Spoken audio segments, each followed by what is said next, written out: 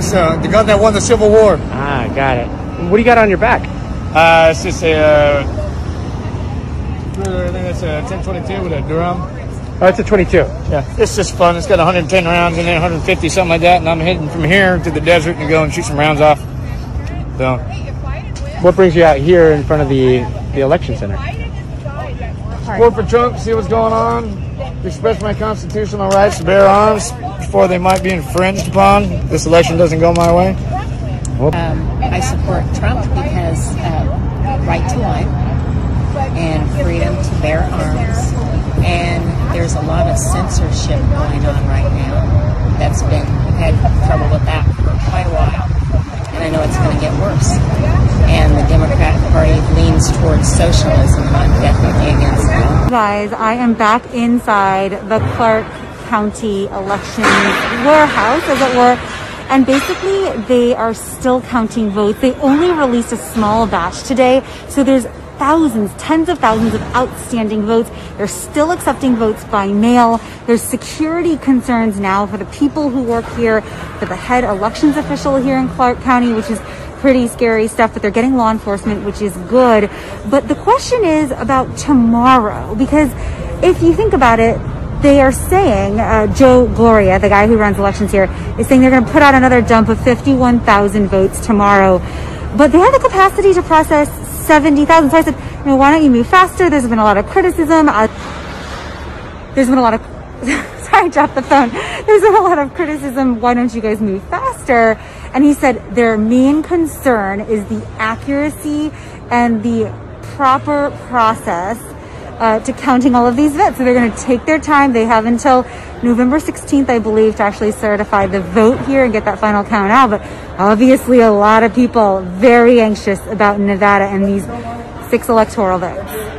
Hi there, it's Priscilla Thompson in Georgia again. Today, we started the day with 60,000 votes to be counted. We're down to 42,000. We'll be here until all those votes are in to bring you the latest.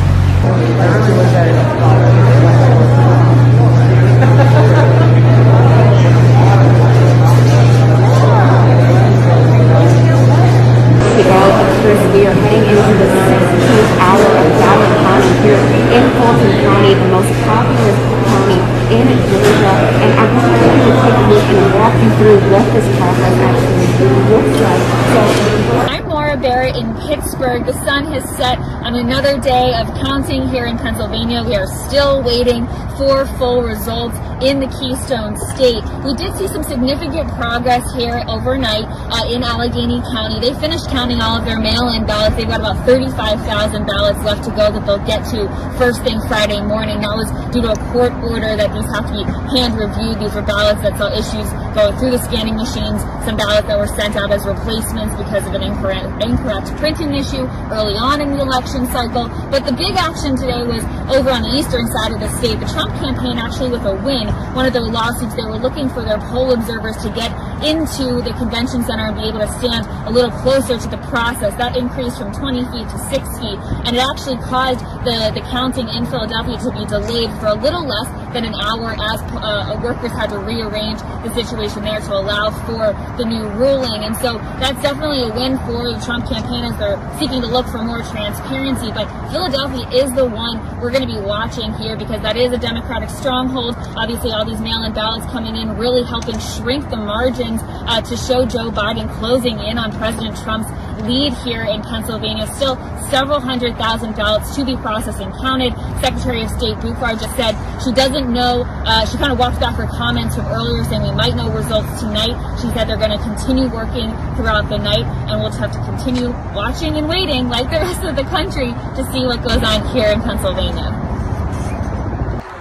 Hey, what's going on, everybody? It's Jacob Soboroff. I'm out here in Las Vegas, Nevada at the Clark County Election Department. This is where it's all going down.